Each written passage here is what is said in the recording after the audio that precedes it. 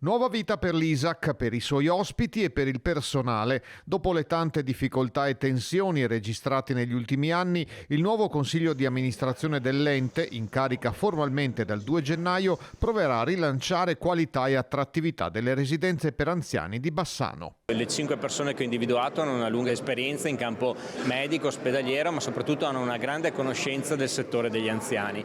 Le case di riposo sono un patrimonio importante per la città di Bassano del Grappa. Io voglio che i nostri anziani siano ben accuditi, ma soprattutto che le nostre case di riposo ritornino ad essere fortemente attrattive. Il presidente sarà il dottor Antonio Compostella, già direttore generale delle aziende sanitarie di Bassano, Belluno e Rovigo. Soprattutto l'attenzione alla qualità di quello che viene fatto all'interno della struttura. Quello è il grande tema, il tema principale, l'attenzione maggiore che noi come CDA dovremmo avere. Al fianco di Compostella altri 2 medici, Giovanni Meneghetti, pediatra, e Giovanni Reginato, chirurgo, un ex militare esperto di gestione amministrativa, Giancarlo Andolfatto, già consigliere presidente dello stesso ISAC, e il manager esperto nel settore socioassistenziale, Roberto Volpe.